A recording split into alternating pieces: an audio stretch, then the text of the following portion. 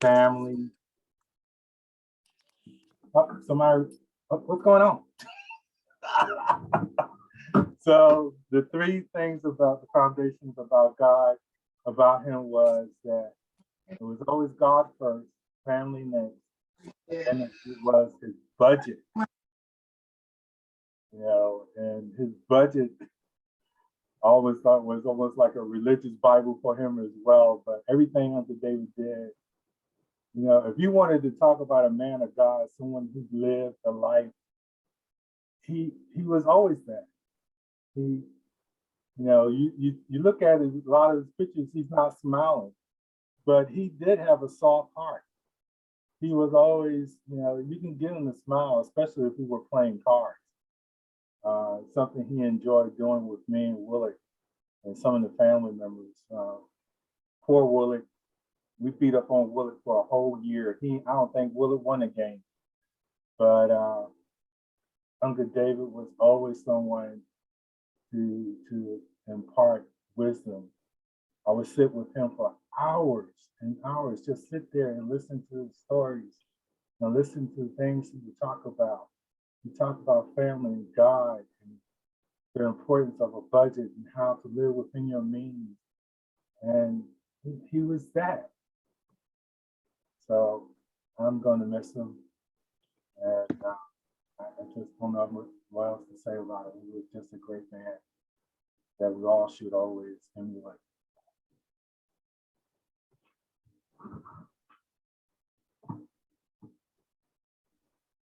I'm going back on mute. I got tears in my eyes. All right, what about you, Willard Mack?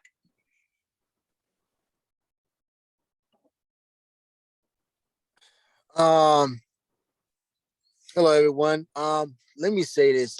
First of all, I would say to Aunt Betty and to Davy and to Miranda and Lena.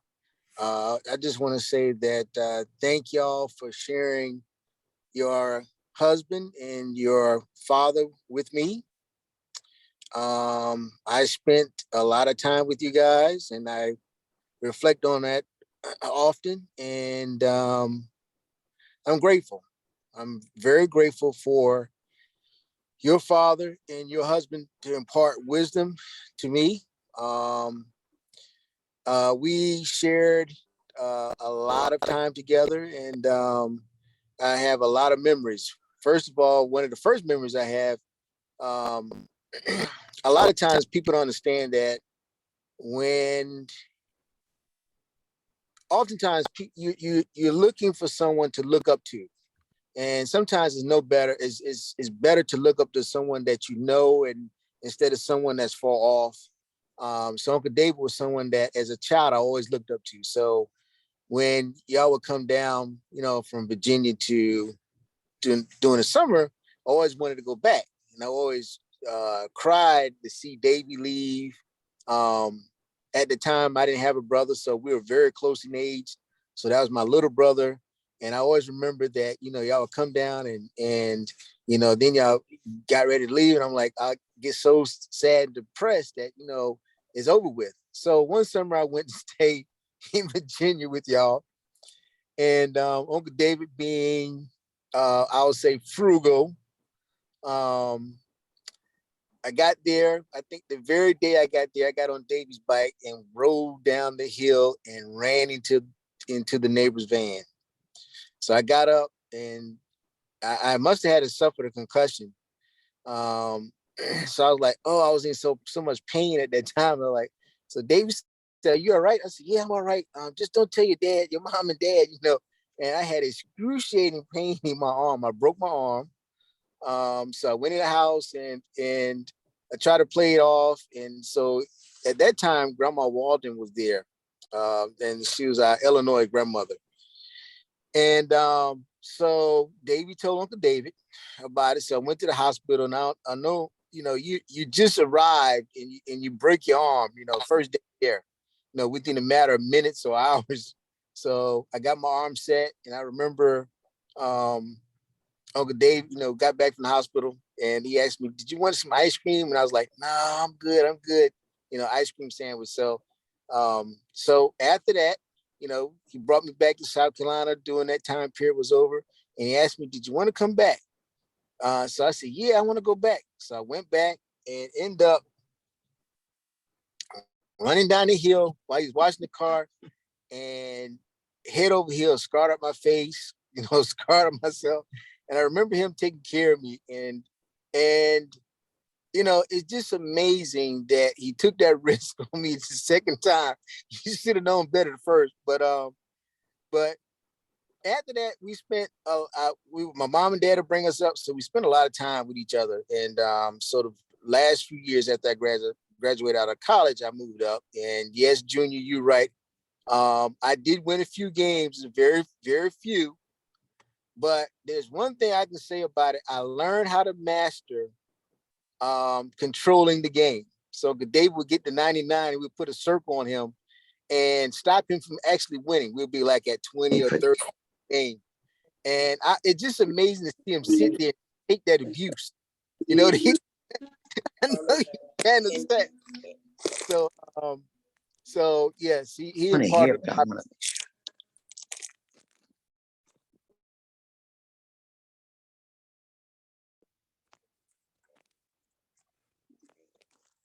Hey, Will, I accidentally muted you, so just click to unmute. It was an accident. Okay, I'm done. You're back.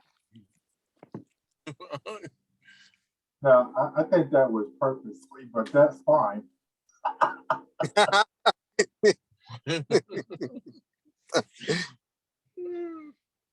So for the people on the call that don't know, Willard and Junior are like my dad's second sons. And they live with that, and Garrett's the third right there. I see you, Mr. Garrett.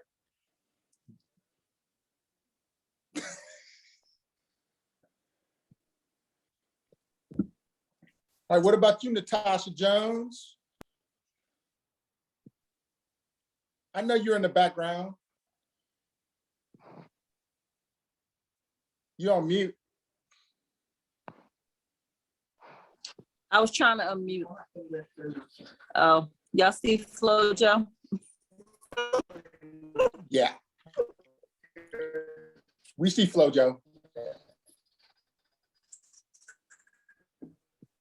I'm in the hospital. What can I tell you? Y'all know that I'm a blithering idiot, right?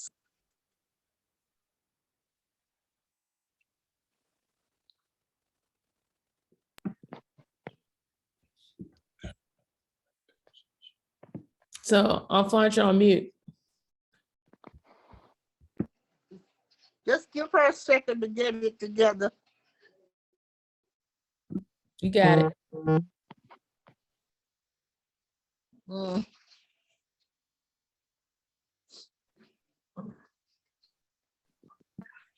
Yeah, they may be having some connection issues from the Yeah. hospital. Can you guys hear We can- me? We Yes. can now. Huh? Oh, okay. Because Sasha says, why don't you talk, Mom? I don't know where to begin. That's my ride or guy. We fought. I love him. It's so funny because the other day I used to go and when I do my Christmas cards, I send certain people special Christmas cards. So David told me, don't spend so much money on no Christmas cards. You know what I told him. I said, well, I ain't sending you no more Christmas cards. You don't tell me how to spend my money. So the next thing I know, I'm getting a letter. Dear Florence, I love you. I didn't mean to hurt you. The blah, blah, blah, blah, blah, blah, blah. I read that the other day. Now I have to keep it. And then I think about the other things I said with Betty, he would do things to Betty. And I think of the Oprah movies. I tell Betty, beat it, Betty, beat it.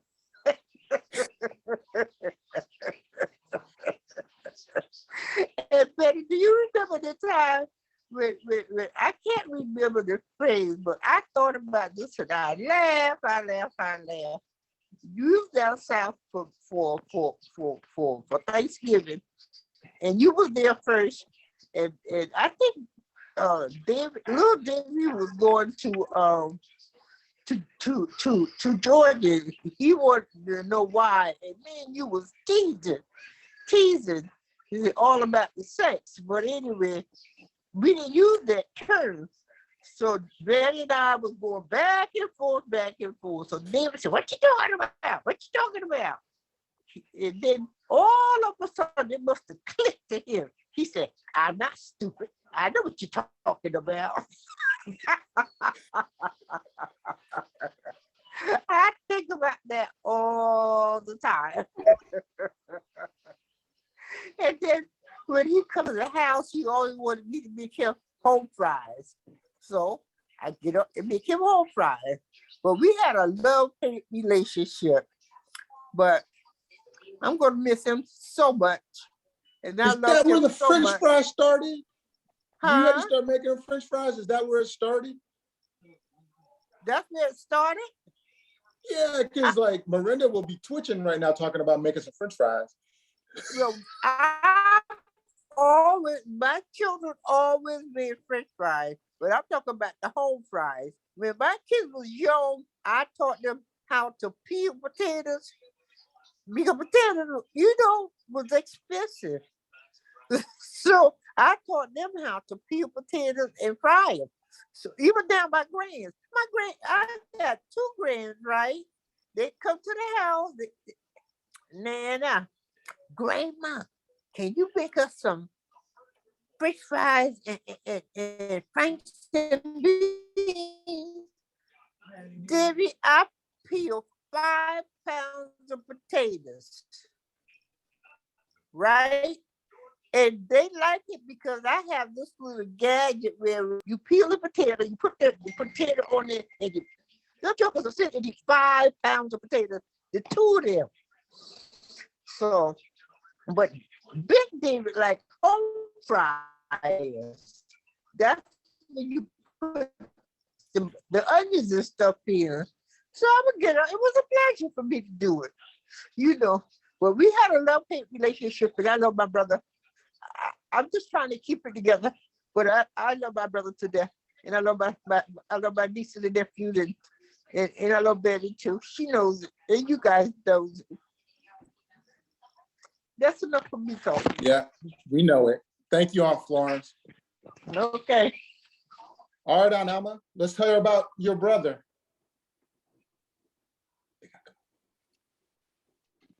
Hey, my brother loved me and I loved him. And we had our differences. I was always the quiet one. Florence was always the one that talked a lot. So they always got into it. And I decided I was going to help Florence out. And he pushed me in the closet. That was the end of that with the fighting. But my brother was the type that if he got something on you, he was going to blackmail you and make sure you do everything he wanted you to do. So one day I was on the bus and I was young and it was cold and I was cussing. And he walked right on the bus and looked right in my mouth. And when I got home, he wanted me to do something and I wasn't going to do it. He said, "Mother, you know what Alma did? Mother." And then that's the way he gets you to do what he wants you to do. Because he's going to blackmail you. So, but I enjoyed David growing up with him. He always sat and talked with me and taught me how to budget money and Just keep trying. said what? Okay, bye. Taught me how to budget money and everything. And the last time that I spent with Betty was when she had surgery and David was dealing with Parkinson's. David knew my phone number. If he was outside in the garden, he called me. If he was in the house, he called me. And then he said to me, so I said to him, I said, "David," I said, "when I leave, you don't call me." He said, "Well, you here and I need you. So I need for you to come and do what I need for you to do." I said, "Okay, David." But I was always the one that did everything he said reverses to Florence, because Florence and him was gonna fight. I was gonna do what he asked me to do. But I love my brother, and I'm gonna miss my brother very, very much, because it was just a pleasure for the four of us to be raised together. Now it's only three of us. I'm gonna miss him, and I love my nieces and my nephew and my sister-in-law. I don't consider Betty as a sister-in-law. She's always been a sister to Florence and I, and we love her too.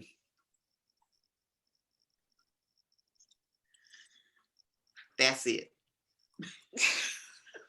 Good job, Alma Mac. Okay, who are my Alma? other?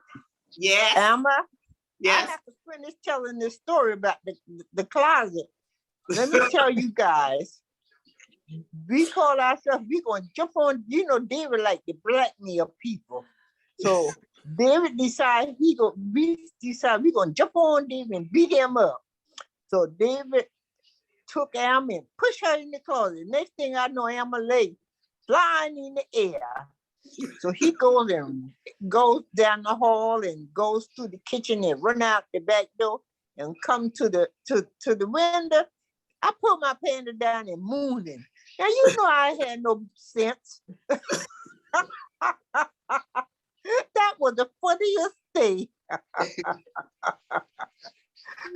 Yeah, but David always would blackmail. He always think about how he would get over on you.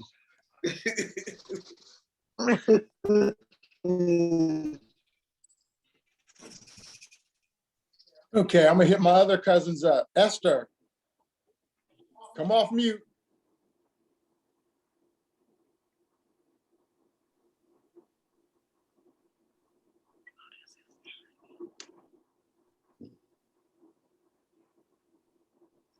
Come on, Esther Winningham. Can you hear me? Now we can. Okay, I'm old school. I don't know how to do this technology business. Hi, everybody. Hi, guys. Hi. Hi, Betty, Aunt Elma, Aunt Florence. I see David. I see Junior's face. Hi, Deanna. So, my most memorable story of Uncle David, I believe it was at Aunt Alpha's funeral. I was standing outside smoking a cigarette.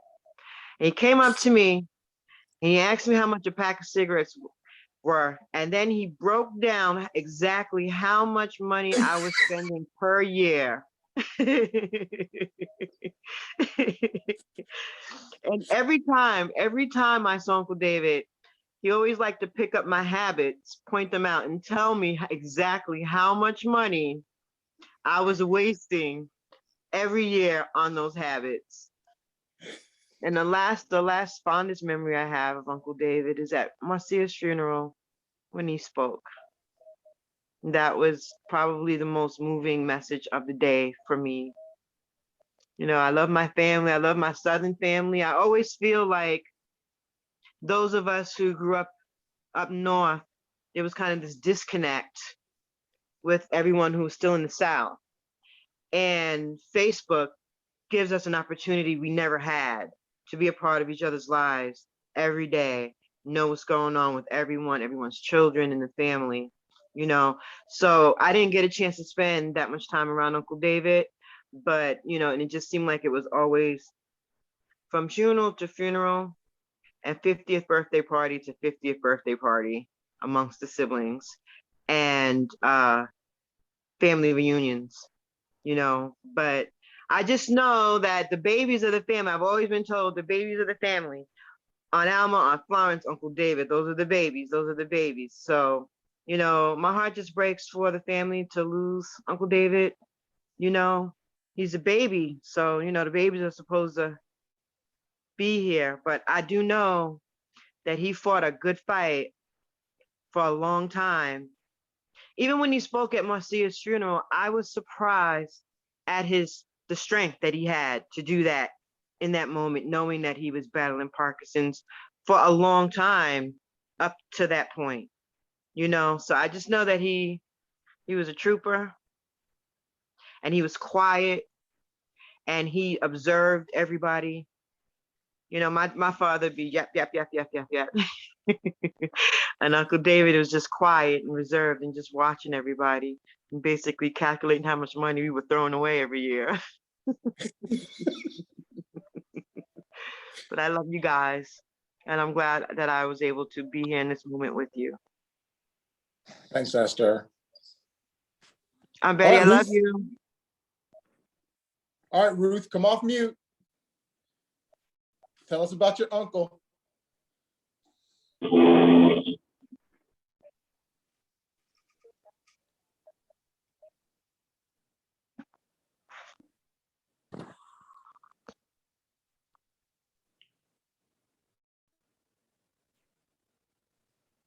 Okay. He's working on it. There you go. Yeah, because I have like folks in my house. I have little people in my house right now. A little noisy over here. Well, I'm gonna make this short. I love my Uncle Dave. You hear this, right? And it's uncontrollable. Anyway, I love my Uncle David, and I'm gonna make this short. When I have two memories that really stand out in my mind that are kind of funny to me. Uncle David and Aunt Betty came for Thanksgiving a few years. Came for Thanksgiving a few years ago, and I remember Aunt Betty was helping me. You know, she was helping me speed up the process of getting that food ready, and I didn't realize it until later when his watch went off, and I guess he timed when he was going to be leaving. So I was like, oh, so that's why Aunt Betty was in the kitchen helping me speed that food up, because she knew that he probably had a time that he was leaving, and when that alarm went off, it was time for him to go. And then another time when I remember Dad's birthday party, and those that were at the birthday party remember this, when he had us singing, and he was making us sing, I love you, Grandma. And we were like, wait, what's going on here? But the funny thing was, when I was talking to him later about it, I think it was last summer when I saw him, and I said, you had us sing I love you, Grandpa, and then you said, I love you, Granddad. And he said, I forgot that. And he started laughing. He was laughing at himself because that was a real funny moment. So, he still had his sense of humor. And I'm going to miss my uncle. I'm trying to find this picture I have of him from when I was probably maybe one or two, maybe two, when we lived in Queensbridge out in the projects. And there's a picture of him holding me. And I've been trying to find this picture for a while, but I'm going to find this picture.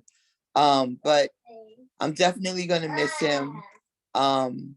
Your uncles and your aunts are definitely these permanent fixtures in your life. And when you're blessed to have them for, like the majority of your life, it's really a blessing. And so, Betty, I'm praying for you. I'm here for you. I'm not that far from you. You will be seeing me and Mom. Mom's not on because she's not really feeling that well today. But we definitely here for you. My cousins, I love you. Love my aunts. That's it. I'm out.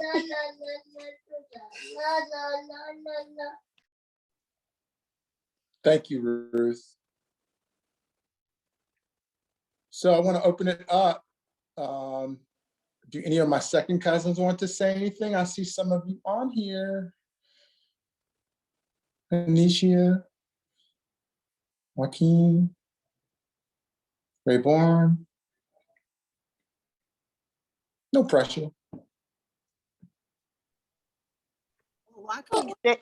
Davy. Rayborn, yeah. Who's speaking first? Go ahead. I'll wait. Go ahead, Ray. Hey, family. Yeah, I'm sorry for the loss. Uncle David was a very important person to the family. He was like the Black Bill Gates of the family. Very calculated man. It was always a lesson with him. He's always going to impart something in you. And usually it was about money or time management. But I appreciate, the small but short interactions that we did have. And, I've been thinking about him ever since I knew that, he had been dealing with, his Parkinson's and the other things. It just really hit close to home. Like, I didn't spend, a lot of time with Uncle David, but he was definitely important to a lot of people. And I'm definitely feeling it from here, but I just wanted to, tell my family, David, Miranda, my other cousins, I love y'all. And that I'm here, and that's about it. I'm gonna mute my phone now. I love y'all. Love you too, Ray. I want to say something. This is Robin. Actually, Uncle David and Aunt Betty were the first of Willard's family that I met when I first met Willard, and he was living with Uncle David and Aunt Betty. And so we were talking, and he was telling me about growing up and how he used to work and everything. And I was telling him that I grew up, I would go to the country to my grandparents, and I spent the summers there. And I was like, yeah, I understand. I would work in the garden, and he said, in the garden? We worked in the field. You ain't do no work, so he would I laugh about that, and we laughed, and he and Aunt Betty just opened up their home to me, and it was just such a wonderful experience. And Uncle David gave me so much wonderful advice over the years. When I first started my business, I would talk to him about what I was wanting to do. And the one thing about Uncle David was he didn't sugarcoat things. He would tell you exactly what he thought, and it was up to you to take it or leave it. And so, I would tell him, this is what I'm gonna do, and this is how I'm gonna, I would say, he'd say, well, what, tell me what you do and why you do it. And I would tell him, he's like, nope, you're gonna have to do better than that. That's not gonna work. You're gonna have to sell this, that, and the other. And I really appreciate all of that the information that he shared with me over the years. And he was just really special to me in my life. And I always joked about the fact that I always joked about the fact that I was his favorite niece, and we always laughed about that. And of course, he loved all his nieces. But it's just that such a blessing, really, to have had him in my life. And I love Aunt Betty and the rest of the family and everything. And I am really gonna miss him. So. Thank you, Robin. Thank you so much. All right, Anishi, I saw that you came off of mute. Did you want to say a few words?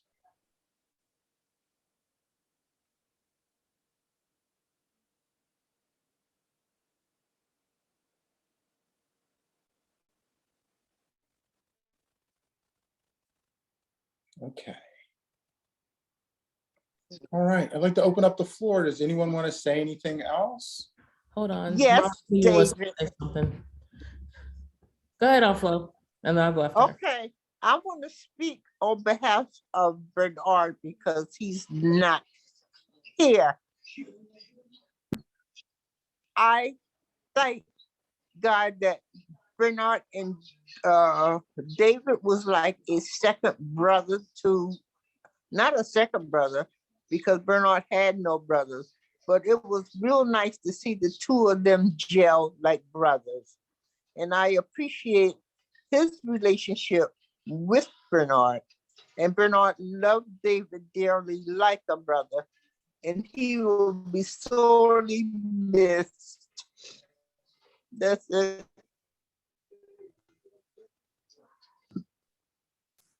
All right. Go ahead, Mom. Grandpa really liked to play the piano, and I found it cool because he would play the piano on all the sharps, and he said that's how advanced piano players would play.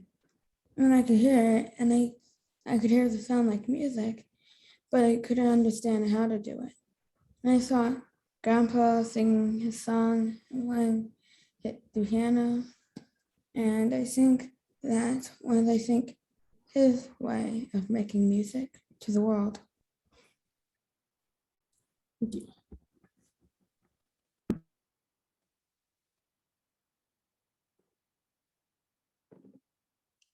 And Dave, did you want to say something? Yeah. I'm Little D. Hello. I just wanted to explain like how he felt, like how I viewed him as a person, because he had a big brain. He would give you like a lot of stories, even though sometimes he would forget. He would make you sit down and to like tell you until you actually understood what he was talking about. Then you go to the next story. Then you'd be there for like an hour waiting and then hearing all his stories. But it's okay because he was trying to give you a way to understand how like he could help you in life and like how he can improve you as a person and just like help you excel in life and not just stay in this steady part where you're at and be broke, because he always wanted you to be successful and have money. And I think he truly loved all of us and he wanted the best for all of us. So that's why he gave us a lot of advice. And he was a great grandpa. He supported me, went to most of my concerts when I was playing, and he was just there for me. So I appreciate that.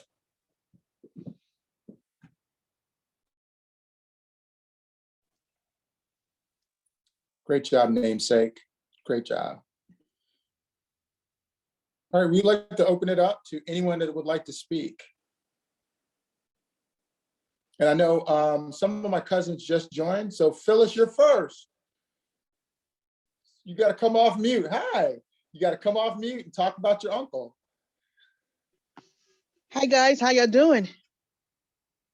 We're good. Wow, Uncle David. I can remember going down, coming to you guys' house. And I think one time y'all went fishing. I got sick. Oh no. Uncle David was a cool kind of guy, you know? So, we cool. Yeah, Dad loved all of his nieces and nephews. You guys all know that.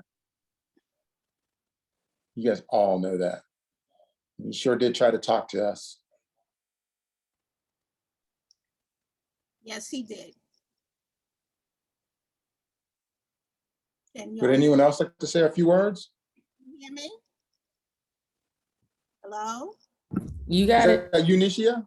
Or is that your mom? No, that's Nona. Not Jenny. This is her Nona. That's Nona. Yeah. This is Nona. Okay. To me, Unky was like my second dad. He looked like my dad. I always used to tell him he was the little twin of Furman. But I enjoyed him when he came to visit during the summer months when we were living in Queensbridge. And I think I used to be a real nagger because he wanted to talk to some of my cousins. And I would interrupt him all the time because I wanted not to share him with anybody. But he was some type of man. I guess I want to say that all the Winningham men were really inspirational to me.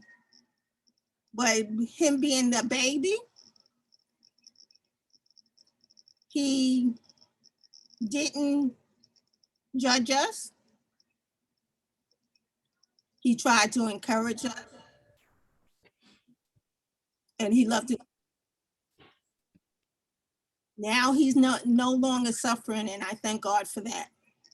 So he can hang out with his brothers, his mother, his father, and all the rest of his sisters. He's resting now. I love him dearly.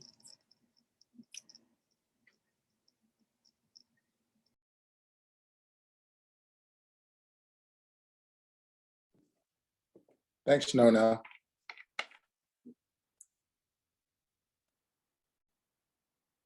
So would anyone else like to say a few words? Hi, this is Cynthia. Hey, cousin. Hello to everybody. I just wanted to say a couple of words about Uncle David. When I was a little girl, Uncle David and Aunt Florence and Aunt Alma and them would come up every summer and spend the summer with the different families. And Uncle David spent a lot of summers with us. And Uncle David was a strict person from the day he was born. He cooked some spinach for us one night, and he was determined that we were going to eat that spinach. And I hate spinach at that time. So he and Vicky left the kitchen. And when they left the kitchen, I put my spinach in Vicky's plate, so I wouldn't have to eat that stuff. And then as we got older, when I was about 13 years old, I spent the summer with them out in Illinois. Miranda was a baby, and I was teaching her how to walk, and Davy was about 3 years old, and I was running behind him, and Walter was with us too. And Uncle David and Aunt Betty went to the Kojic convention and left me with the kids for the weekend. And so I reminded Uncle David of that a couple of years ago, and he said, "Did I do that? And how old were you?" I must have been crazy, but we had a good time. There was no issues. But he wanted to get up every Sunday morning. So you can hear, because my speakers are broken on my. He got up every Sunday morning and wanted to help Aunt Betty out by cooking breakfast for us every Sunday morning. And he cooked pancakes every Sunday morning. I hate pancakes. And still to this day won't eat a pancake. But he made me eat pancakes every Sunday while I was there. And then he gave me some money to go buy whatever I wanted. And I went and bought some dress and some heels, and I bought a little tube top, and I put that tube top on, and he said, "Oh no, you take that off. You can't wear that." And so I pouted, but I took the top off. And we listened to his lectures for the summer, Walter and I. And he always had an encouraging word to say. And he was, you're supposed to, God gives us everything that we need. And in this family, we're very talented people. And his talent was finances, because that was a gift from God for him to be able to learn what he did and to pass on that information. And he took that information and he tried to give all of us that information so that we would have the same wealth in our own lives. And so I remember that some people would dodge, because here come Uncle David, they knew a lecture was coming. But don't forget those things that he taught you, because I looked at the man would pay his houses off, write checks to pay, go buy a car and write a check, paid in full. I would rather take the information from a person like that than a person who's in debt their entire lives. So don't despise the wise things that was taught, and don't forget about them. I love you guys.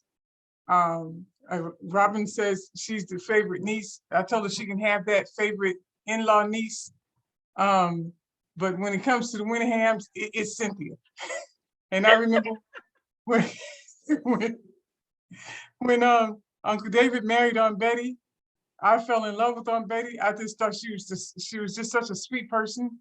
And I remember that she came up one time for a couple of weeks to visit family without Uncle David. And I just loved talking to her and hanging on her. And I didn't have any godparents at that time, so I asked her, would she be my godmother? And she said yes. And I still love her the same to this day. She's always been a sweet person. She's always kind and I never seen her, have a rough day and be nasty to other people. Just never seen anything like that with her. And Davy, when she was pregnant with you, you gave her a fit. And Vicky was always rubbing her back, and we were all in there, trying to help her out. She was in so much pain during that pregnancy. But we'll say great things came from that. Maybe that's why you trying to get out the womb too fast or something. But you gave her a fit. But again, I'm going to miss Uncle David. I loved him dearly. I'm going to miss those conversations. I'm going to miss seeing them. I just always told him how handsome he was. And I'd see him and say, "Hey, handsome, how you doing, handsome?" And Betty told me one day, she asked him to change his clothes, and he said, "My niece told me I was handsome." So he wasn't willing to change his clothes. But anyway, love you guys. Betty, you're still my sweetheart aunt. I love you. And I'm gonna miss him.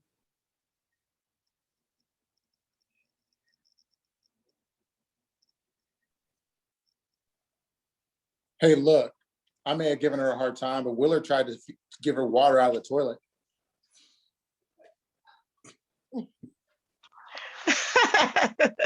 I'm just saying that happened.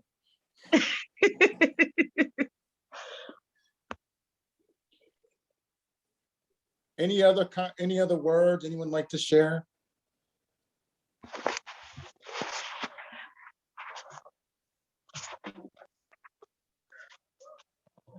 I'm not going to be greedy, guys.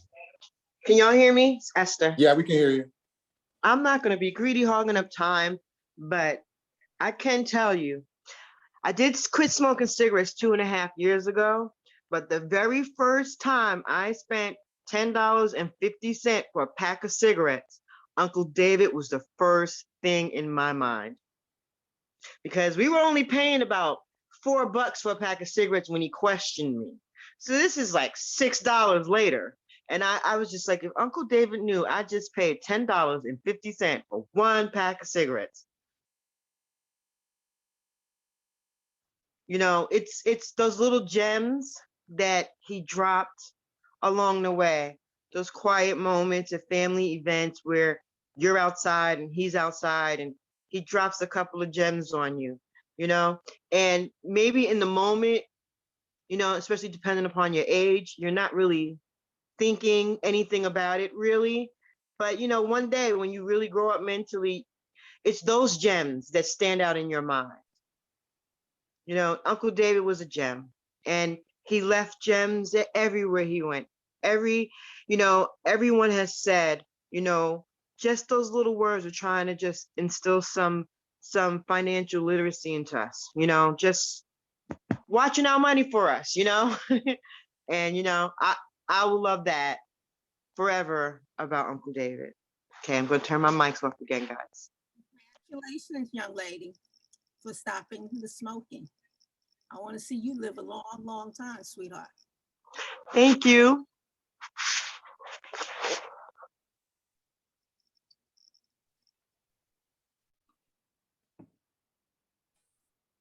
Hi, can I say something? Absolutely, Tiff. Okay. Hey everybody. I'm not I'm like adopted family. So I met Lena my freshman year of college, and then Marlon too, because they all met there. And I got to learn about Mr. Winningham from Lena. And I think also Miranda too, because I've spent time with both of them. And when we were in college together, Lena used to always tell me stories that her dad had shared with her. So like the last person said, the gems, she always shared those with me, whether it was about relationships, how we engage with people, like you all mentioned, managing your finances. I'm still learning some of these lessons, but Lena shared them with me, and I felt like I knew her father personally because of all the stories that she shared with me. Also about faith, and and just how we move throughout the world. And so I just wanted to take a quick moment to just say that I think it's a gift. It's beautiful to have had the opportunity to know of him through others. You all have such a beautiful family, and I might not be a favorite, but I'm just grateful for being connected to you all. Thank you for the love that you share, and I pray that God will, touch your heart during the hurt and the pain, and that you find peace. Know that you're loved, and that there are people that you don't even know who are praying for you. Okay, so love you all. That's all I wanted to say. Thank you. Thank you, Tiffany. Thanks, Tiff. Anyone else? Yeah, this is Junior again. Can you hear me? Yep. All I know about Uncle David, he was consistent. He was who he was from the day you met him to this past week. He was always, I don't know what to say. I know sometimes I was mad with him because I wanted to share more time with him. I wanted to take him fishing.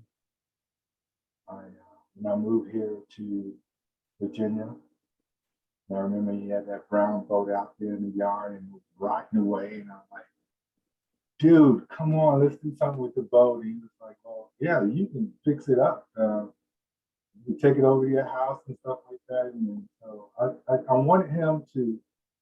wanted us to go fishing. I did get him to go one time with me out to Quantica to fish a little bit.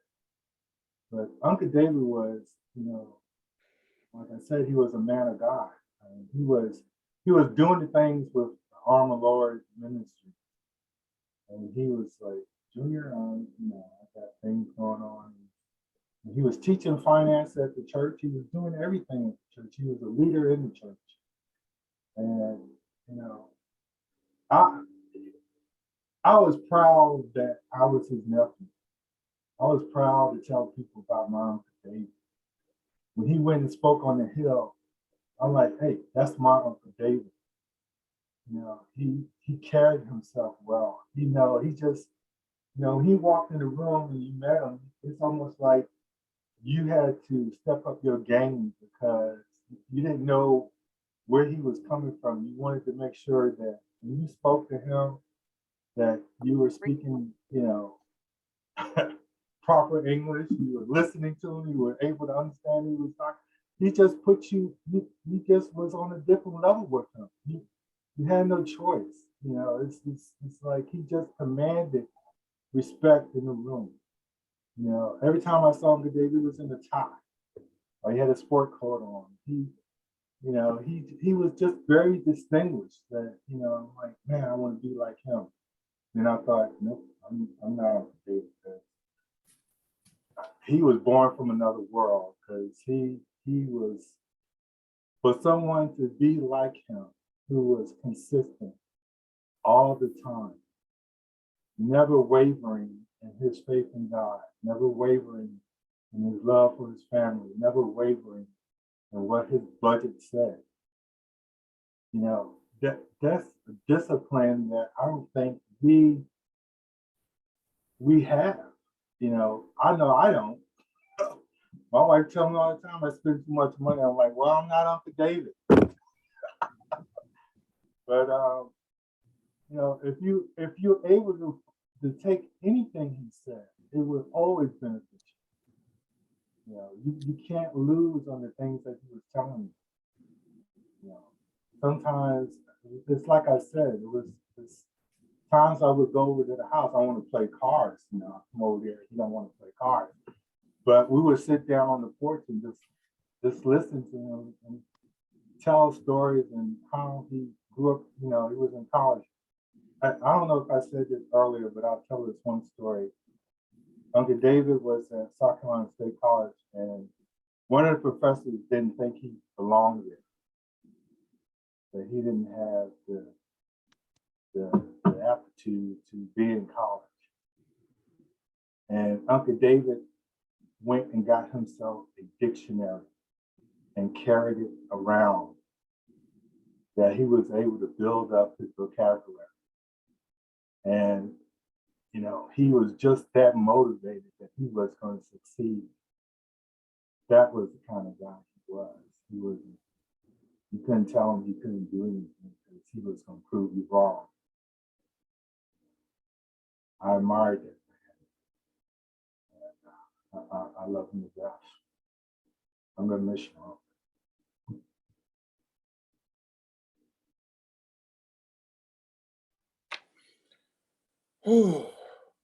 Well, Priscilla, I saw that you joined. So I've been going around the room. So now you got to talk about your uncle. I have to talk about my uncle? Yep. Well, he's my uncle because he's my mother's brother. But I remember he's 2 years older than me.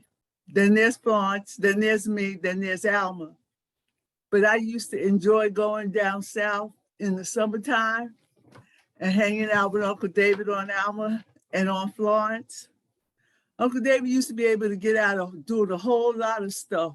And Uncle Fulton couldn't stand it because he used to get away with not doing things. I found my uncle to be so smart. And whenever you have conversations with him, he's so philosophical. Not too long ago, he was telling me about a play he had written. I can't remember the name of it now, but he was telling me in detail, and I'm like, yo, this is good.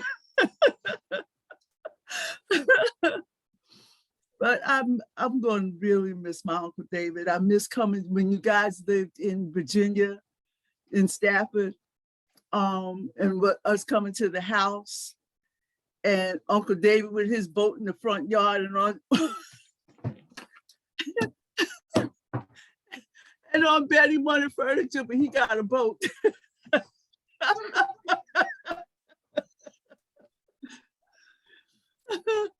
But one of the proudest accomplishments he did was he became the head of the United States Department of Agriculture.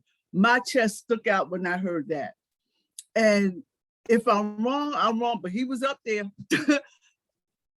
He was just a pleasant man, just an absolute pleasant man. And I think I got one of the only pictures you'll see of him smiling with his teeth showing. Yeah, he wouldn't do that. Nope, not Uncle David. But I love him. He was like an older brother, not an uncle. And I'm going to miss him. And I'm going to pray for you guys because I know this is so hard. And especially for you, Aunt Betty, because you've been here with him for over 50 years. And that's a long time to be with somebody, see that same person every day, you know? But that's what, but that's what you call love, you know, that's what love is all about, you know, and I know you're going to miss that. And so I'm going to be checking on you periodically. You know, I am. I'm going to make sure you're okay. And I love you. I love you with all my heart. That's it. I'm not much of a talker. All of our friends are like, all of them are talkers. Hey, Auntie, how are you? I'm great. I didn't see you on Alma with your red hair. I like that. Like I said, and who is he and what is he to you? I would like to say that Junior brought something to my remembrance when he said that he was consistent. And I thank God that my brother was a man of integrity. Mm-hmm. If he said something, he gave you his word. And I'll go back to when David was always the type of person that was going to seek God, even when he was a young man. David would be praying. He accepted Christ in his life, and he would be praying, and he wanted to be filled with the Holy Spirit. So he would come and ask mother, do I have it? And she said, no. She said, if you got to ask me, you don't have it. So he would pray, he'd go back and come and ask mother again, do I have it? She said, no. Because if you got to ask me, you don't have it. She said, but you'll know when you get it. So I remember one night, Florence and I were cleaning the kitchen and we had all the dishes on the counters, and David came through the kitchen speaking in tongues, and the dishes started falling and they weren't breaking. And Florence and I ran. We ran to my grandmother's house and we said, David got the Holy Ghost. And David started laying hands on people and they fell out and what have you. But he was always the type of person that was consistent in what he did. And David always sought God. When mother got sick and I took care of her for 10 years, out of 15 here to kids, I'm the 15th. David promised to send me a certain amount of money, and he was consistent until mother died. I got that check every month. Even after mother died, he came to me, he said, Alma, mother died in March. He said, I will send you until December. And he did exactly what he said he was gonna do. He was a man of an integrity and a man to his word. And I really love that about my brother.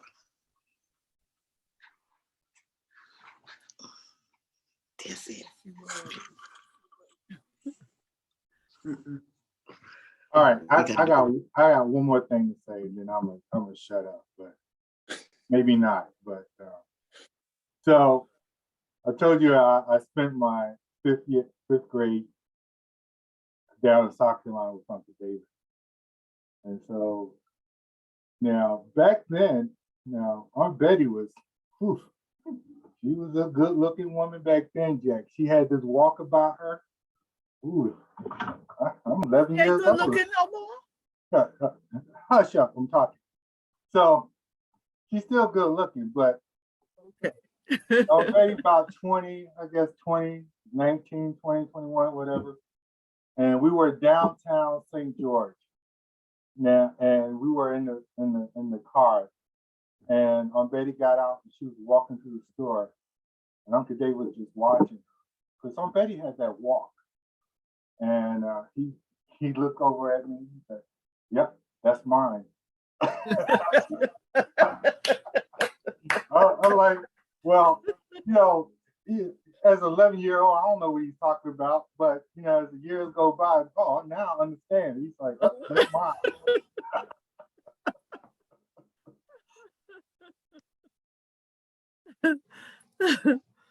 Oh, that's good. I'm Betty, you still got it, sweetie.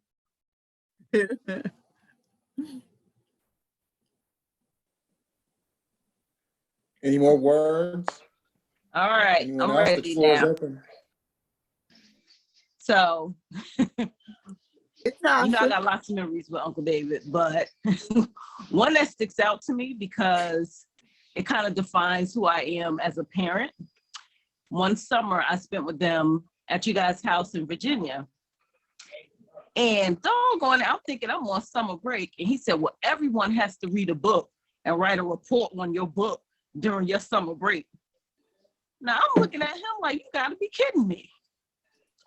So I forgot what book I wrote the stupid report.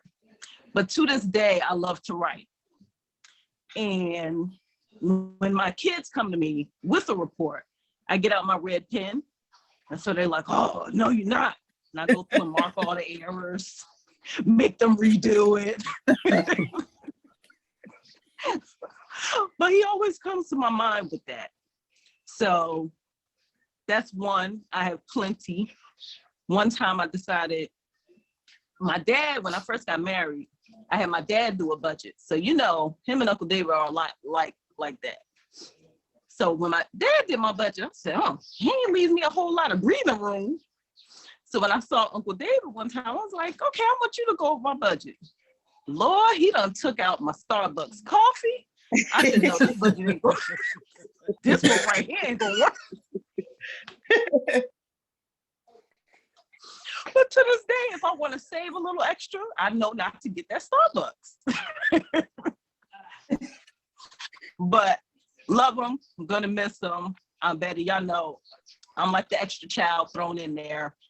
Love all of you guys. It's just a hard hit.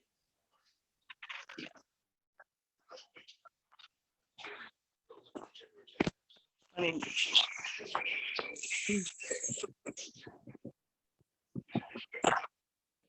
move your finger. I'm trying to. What about you, Anisha?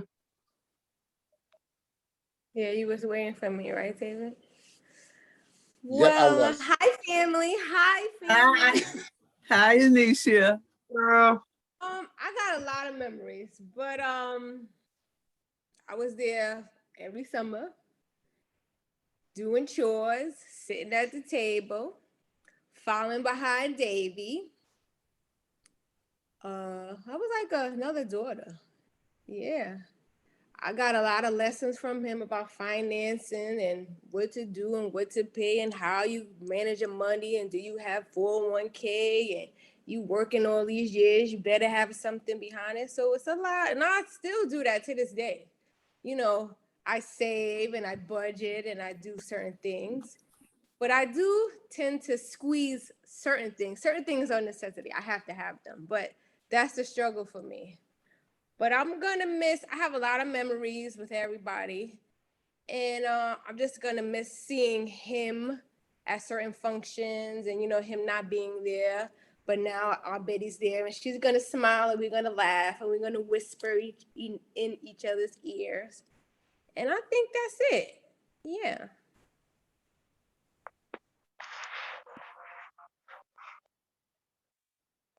Thank you, my other little sister. Yeah. Mom, would you like to say anything? Mom, you have to come off mute.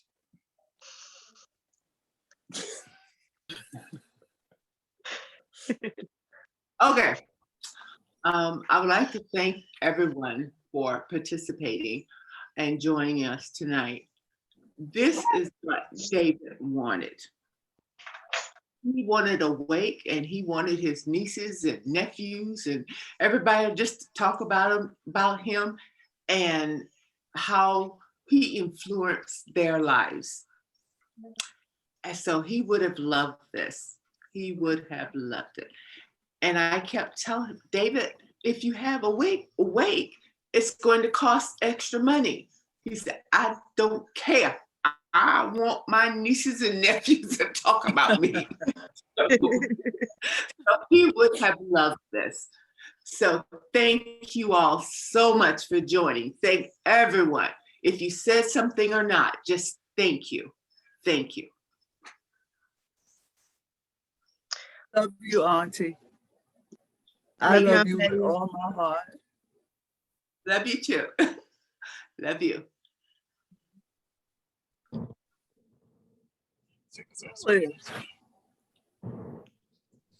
I'd like to thank my friends for coming. I see some of my friends on here, so thank you for coming. I feel the love. Hey, Alina, David. would you like to say some parting words? David, it's Patrick. May I just say a couple of things? First of all, I just want to say, well, I'm glad to be here, and it's good to see some familiar faces.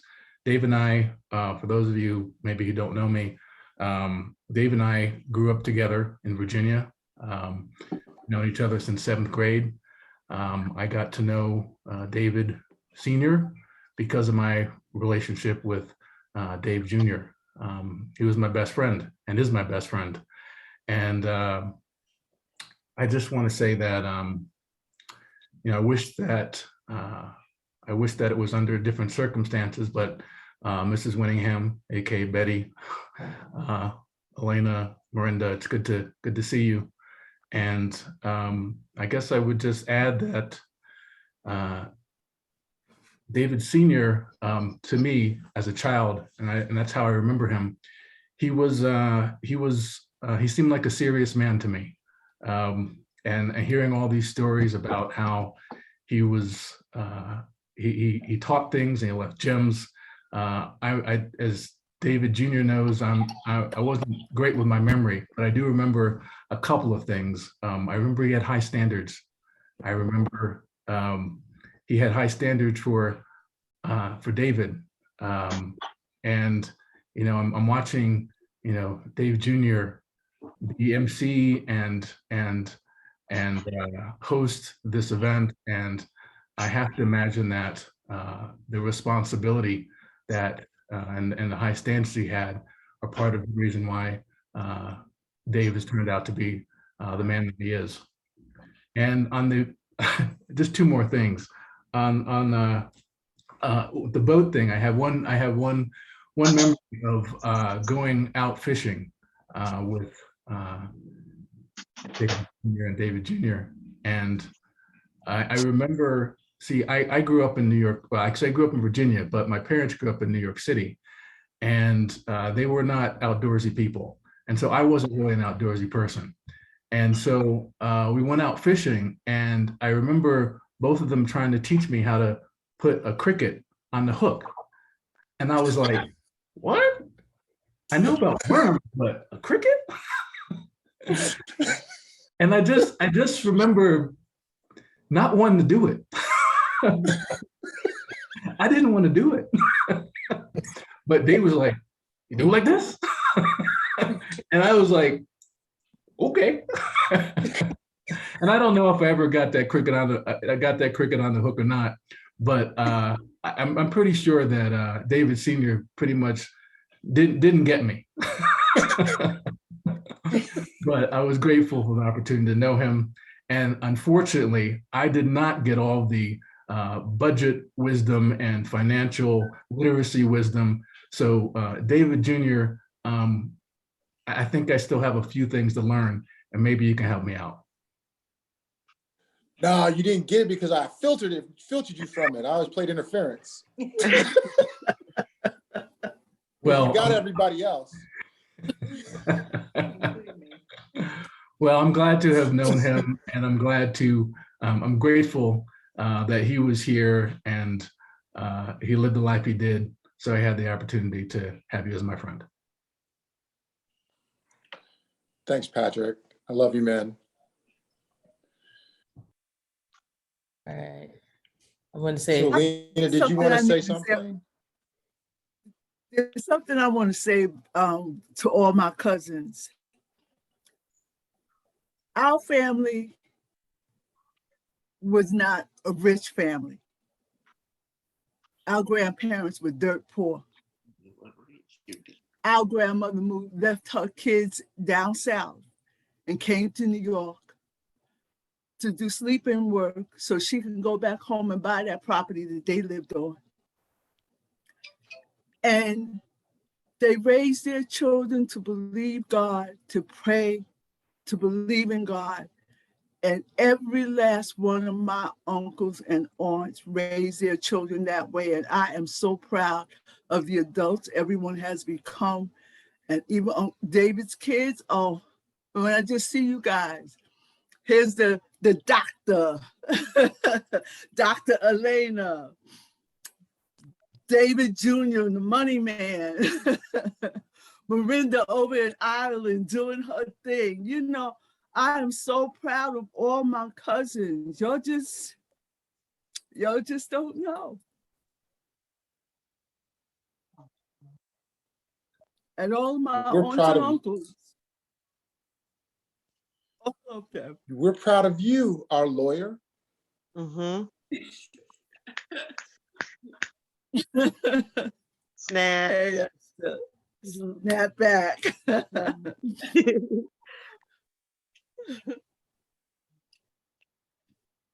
all right, Ms. Elena, thankful for everyone who hopped on, who had some words to say. And it's interesting in listening back to the stories, how a lot of them are similar. And it just really touches on the concept of dad being consistent, right? He was who he was consistently with everybody. So it makes sense that we would all have very similar stories about him. And there are things that I will take with him as all my cousins were talking. I was like, oh yeah, you live with us, and yeah, you live with us, and yeah, you live with us, and you stay with us too. We always had people in and out of our house. And I thought that was normal. And that's what all the families did. And I have people in and out of my house too. That was big about teaching about financial literacy. And that's hugely important to me. My friends, whether they like it or not, also get some lectures about finances. So I'm like, what is your life? Come on, get your investments together. What you doing? But all that came from Dad, you know. So I am thankful for everyone being here. I'm thankful for his life, the impact that he has had on others on this call and beyond. And through us to the other people in our lives, because it becomes a ripple effect in how we touch people. And so I just hope and pray that y'all hold on to that, remember that, and allow his spirit to flow on through us to the other people in our world. Thank you. Getting back to the education, well, David was the first one to get his degree. First, and it trickled down to the rest of the cousins.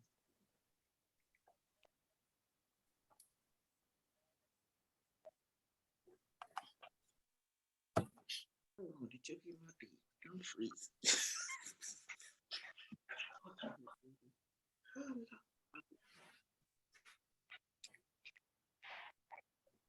So we lost some internet in this house. So we dropped off for a moment, but I think we're all back. And Miranda wants to hop in there. Where's my sister? I'm here. Can you see me? Hi. I don't know if you can hear me or see me or what have you. Thank you everyone for, see, I'm gonna cry because I'm the weepy one.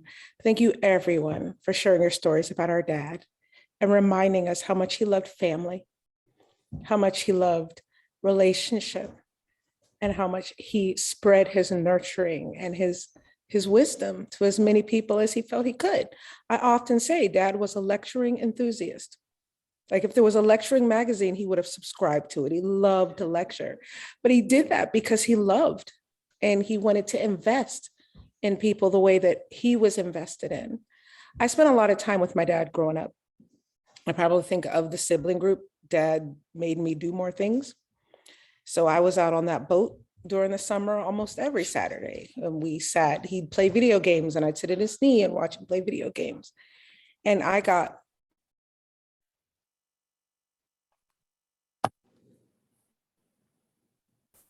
Frozen again. Uh-oh. I'm frozen. She is frozen. Yeah. Technology is great, and then technology is great. You're right. Hopefully she knows. Let's jump on Alina's feed. They're sitting right next to each other on the couch.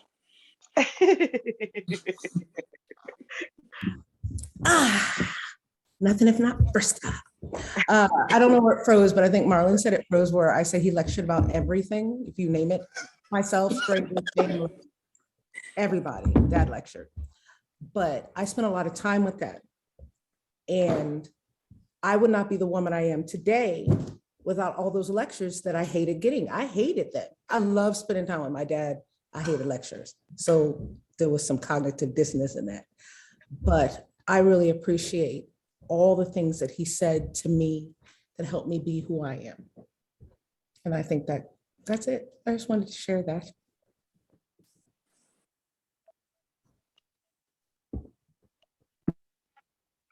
That's amazing, Miranda.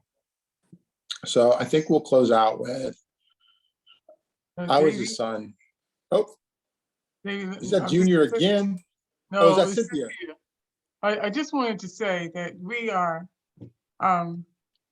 everybody's talking about spending time with the family, that you know you're supposed to, you give your family a hand up.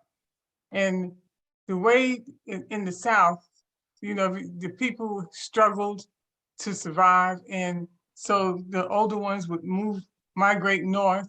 And then they would pull let the younger ones come up and stay with them in the summertime so they can get some, get a job and and earn some money to buy their school clothes or whatever they needed for school. And Uncle David worked with my father. My father was a machinist. And Uncle David said he worked in the machine shop with my dad, and he knew then that he did not like manual labor. Yeah. That kind of work. He wasn't gonna do that. He was not gonna do that kind of work. And so going to college was a blessing for him. And those of you who are not part of the family may not know this, but he had an older sister on Helen. And she said the Lord told her to pay for my uncle's education. And she paid his education at South Carolina State College. But he kept a record of what she sent him. And when he graduated from college, he paid her back every dime that she sent him. And she didn't ask him to do that. But he paid her back every dime that she sent him. Every month he would send her something. And he was grateful to her for investing in him like that.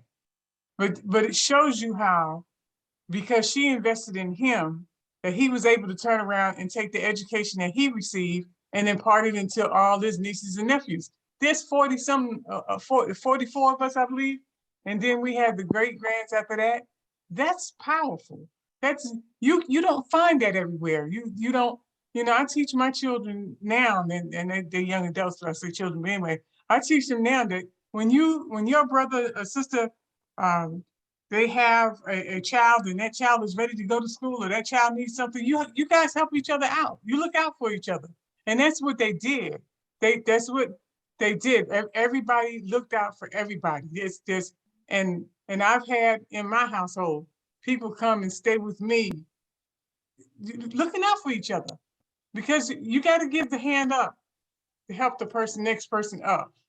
And so that passes through your generations to come. And not only does it touch your generations, but like Elena's friend was talking to those, it passes on to other people.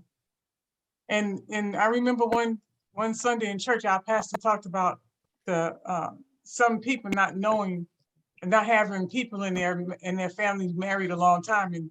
And he said, how many of you have had family members that have been married for, 30 years or more? And Marion said, my husband said, lift your hand, because in your family, y'all have marriages for a long time. And I didn't think anything of that, because that was normal for our family. But the family that prays together, stays together. And we need to continue that and don't forget each other. And one other thing I'll say, because Vicky's not on here, my sister, but she'd tell you this story. That Vicky, Uncle David was the one that came up with this favorite thing. He always talked about favorite. I'm the favorite this, I'm the favorite uncle. And my sister would tell him, no, you're not my favorite uncle. And he said, who's your favorite uncle? She said, Uncle Filton. Who's your favorite uncle? She said, Uncle Filton. And then when Vicky got married and was coming down the aisle, now Uncle David wasn't one of those ones who was funny all the time. He was always so serious. But she was coming down the aisle. When she got to his pew, he stood up and whispered to her, and I'm still your favorite uncle. And we had that on video. We thought that was a hoot.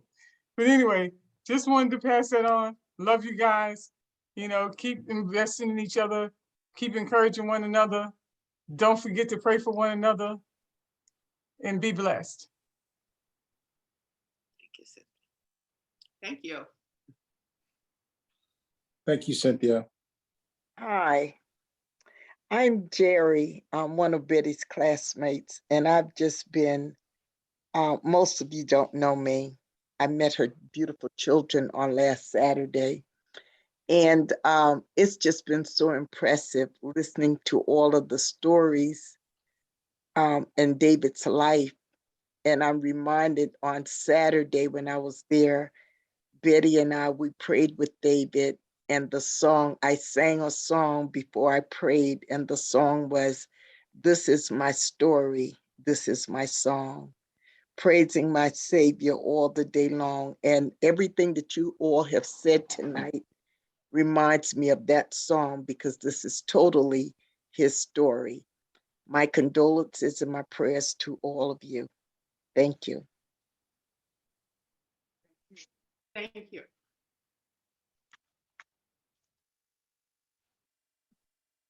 David, you frozen again? So any other words? Let that look, David.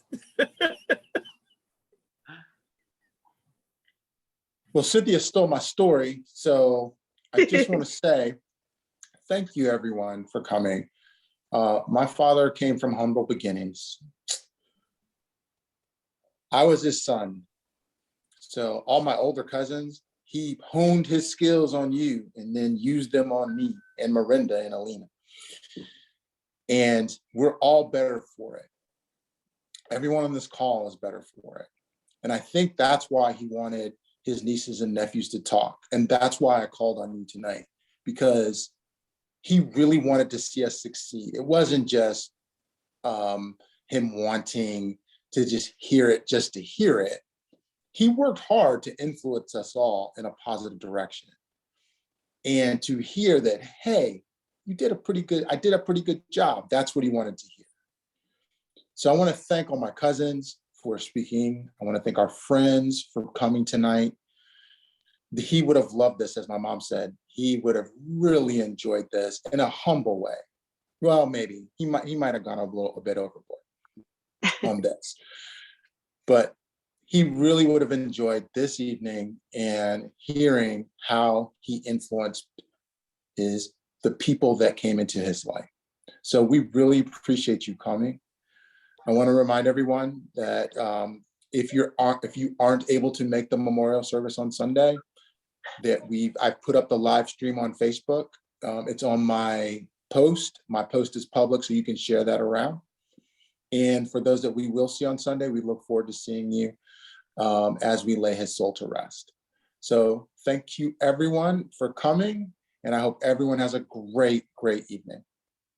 Love you guys. Thank you. Thank you. Good to see you, Esther. Love y'all. Love you. See you on Sunday, Auntie. We riding down. Okay. Road trip. Yes. It's 95. Here we come. Bye, y'all. Bye, y'all. Bye, everybody. Bye. Thank you. Yeah, but before everybody get off, can I say one thing? Oh, go ahead, Flo.